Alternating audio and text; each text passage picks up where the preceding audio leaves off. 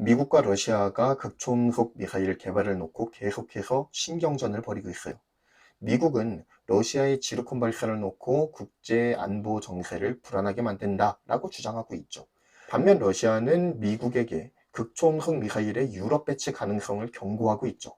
미국과 러시아가 극초음속 미사일을 서둘러서 개발하려고 하는 것은 상대국의 미사일 방어 체계 때문이에요.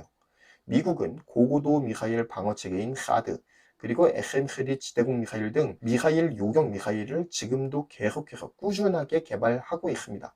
일본과 공동으로 마하 15 정도의 속도를 내는 SM-3 블록2A를 개발 중에 있어요.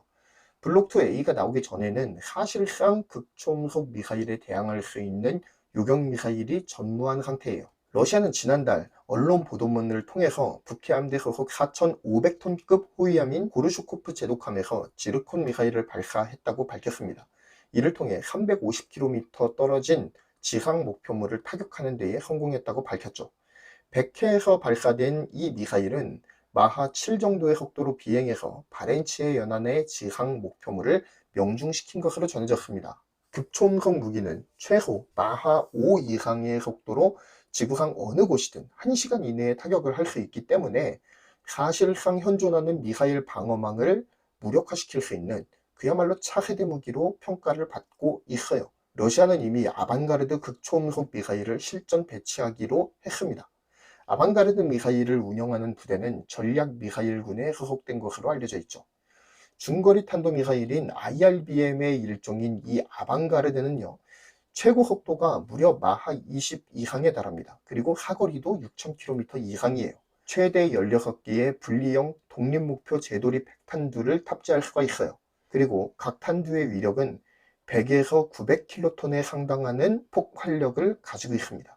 러시아는 이 미사일이 고도 8,000에서 5만 킬로미터에서 극초음속으로 비행을 하고 궤도를 변칙적으로 할 수 있기 때문에 요격이 사실상 불가능한 미사일이다 라고 주장을 하고 있어요. 또한 러시아는 또 다른 초음속 미사일인 킨자를 이미 실전 배치한 것으로 알려졌습니다. 정말 늦어요. 1960년대에 X-15 실험기를 통해서 사람을 태우고 극초음속으로 비행하는 데 성공했습니다. 무려 1960년대에 말이죠. 그리고 지난 2011년도에는 극초음속 비행체의 실험을 진행한 바도 있어요. 하지만 아직까지도 실전 배치는 되지 않은 상황이죠. 현재 미국은 극초음속 활공체와 극초음속 순항미사일로 나누어서 극초음속 무기를 개발하고 있습니다.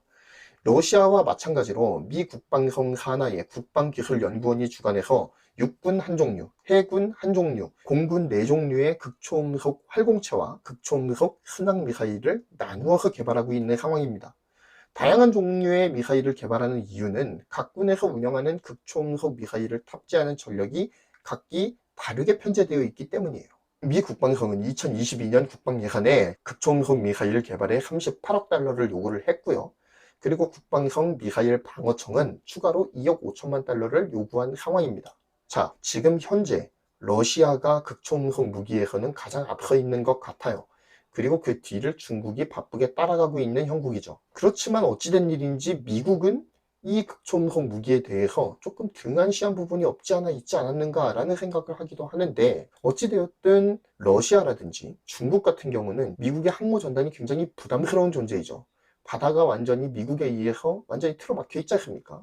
그러니까 어떻게 해서든 바다를 뚫으려고 할 테고, 어찌됐든 러시아 같은 경우에는 부동항 확보에 총력을 기울이고, 그리고 공격은 미사일로 한다 라고 하는 그런 공격 체계가 잘 갖춰져 있는 반면에, 중국 같은 경우에는 어떻게 해서든 이 태평양으로 진출하고자 하는 욕구가 굉장히 강해요. 중국 같은 경우는 어떻게 해서든 해상의 활로를 뚫어야 하는 상황이기 때문에 이 극초음속 무기의 개발 방향이 미국의 항모 전단을 와해시킬 수 있는 방향으로 흘러가고 있는 것 같습니다. 어찌됐든 미국에 비해서 러시아, 중국이 이 극초음속 무기에 대해서 한 발자국 정도는 앞서 있는 것이 사실인 것 같다라는 생각이 들고 있고요.